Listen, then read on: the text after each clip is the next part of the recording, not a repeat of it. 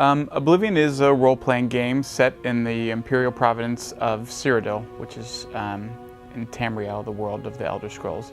And the plot is basically the Emperor and his sons are being chased by assassins and eventually killed by assassins. And before he dies, the Emperor entrusts you with finding his lost heir, this illegitimate son he had that was sent away basically at birth. And you have to find him and place him back on the throne. The Emperor in Tamriel basically serves as this living barrier between the world of Tamriel and Oblivion, which is the plane of hell in the Elder Scrolls. So without an Emperor, a true heir on the throne, the gates between these two places open and the demons from Oblivion start invading Tamriel and wreaking havoc. And they will continue to do so until you find his son and get him on the throne.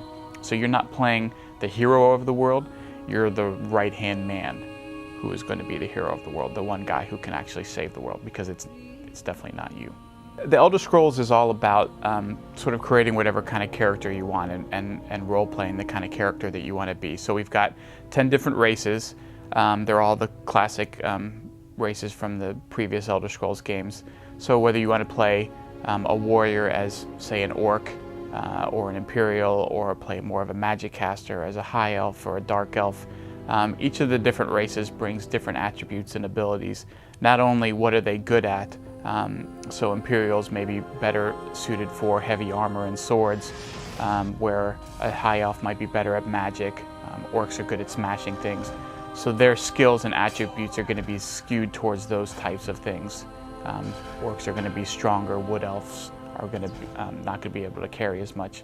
They also have natural abilities. So for example, an Orgonian comes with a high resistance to things like disease and also has the ability to breathe underwater naturally. So anytime you play an Argonian and you go underwater, your breathe meter always stays full because it's just an inherent ability. Orcs get a berserk ability that gives them a powerful attack. Imperials use the voice of the Emperor, which is the ability to charm somebody once a day to get them to like you better. So each race has different attribute boosts as well as special abilities that they get to use throughout the game, and you learn about those as you go through character gen, and we also cover them extensively in the manual. There's an awful lot of them, so do a little bit of reading before you create the character you want to play. Oblivion is about 16 square miles in size. Morrowind was in the 9 to 10 range, as I recall, so it's definitely a bigger world than Morrowind. We changed the scale in every game in terms of how big the world space is. And it's not just how big the world is, but it's how lived in it is, how much stuff there is to do as you travel from one place to another. So there are 8 major cities in the game, but there are lots of smaller towns and settlements, a tavern here, things like bandit camps, alien ruins, ruined forts, stuff that you can find and explore throughout the world. So there's over 200 different locations you can find as you explore around the world. In terms of how long it takes to explore and play the game, the main quest is about 20 to 25 hours if you pretty much stick to the main quest. There's 4 different guilds you can join, and you can join all 4 of them. Each of those basically serves as a main quest unto itself. There's also the arena, so you can join the arena and become a gladiator in the arena and become the arena grand champion.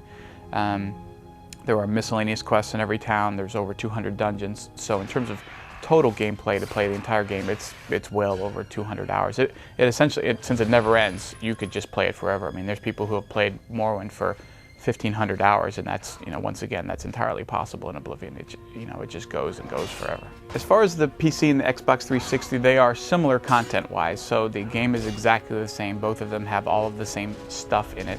From a performance standpoint, the 360 and a high-end PC that has, one of the latest, greatest video cards, an ATI 1900, they'll play about the same performance-wise. Visually, it'll look about the same. The PC obviously comes with a whole lot of sliders and options that you can turn on and tweak so that you can change the draw distance or what shadows are on and off, or all kinds of things that let you customize your performance, so that not only does it allow you to customize your level of performance now, but as technology develops, as new cards come out that are even more powerful, you can slide those things out and throw your draw distance out even further, or turn even more options on the PC and customize the experience even further. The soft shadow thing was an old system that we had wanted to try and use in the game but couldn't. So those are gone. They don't exist. It's not a button waiting to be turned on.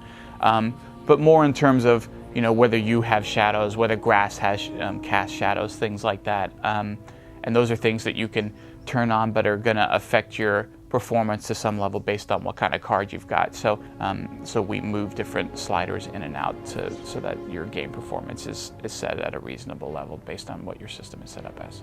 Horses really serve a couple of purposes for us. Number one, they're kind of a prestige thing. So much like owning a house, you can own a house in any city in the game. Horses are something that you have to get a lot of gold together to buy. There's 5 different kinds. Each different type of horse has a different speed that it will run at. It has a different health level. So if you're prone to going up into the mountains and jumping off of cliffs with a horse, tougher horses will take more damage before they die. Or if you get caught in a fight out in the wilderness and bears or wolves start attacking your horse, they're better able to defend themselves and they'll live longer before they get killed off. So one side of it is a prestige thing, and the other side is simply faster exploration. As you go out into the world to complete quests or to explore the world and find new places to go, new dungeons to explore, you can get there faster on a horseback than you can on foot. So it sort of serves 2 purposes. You can't fight on horseback, so whenever you get into a combat situation, you have to get off your horse in order to fight. We found that just grossly imbalanced the combat system that we had developed by allowing somebody to basically ride around on horse and smack guys with a sword and take off. So it serves its purpose. It's a lot of fun to own them. You can own more than one, and we're looking at doing downloadable content stuff for things like horse armor, so that you can go and buy a small downloadable plugin that allows you to outfit your horse with cool armor. So as you're getting to be this cool buff hero that's got really great armor, you can have a horse that is appropriate for your cool buff character. I know exactly when the game is coming out, but we haven't announced it yet. We hope to do that within the next week or 2. It's in the next couple of weeks. I don't want to pinpoint it, but we'll be announcing it very soon. The game is definitely in its final stages, and we're very eager and ready to get it out there and let people get their hands on it. For us, it's been a very long road, almost 4 years. So we are definitely coming to the end.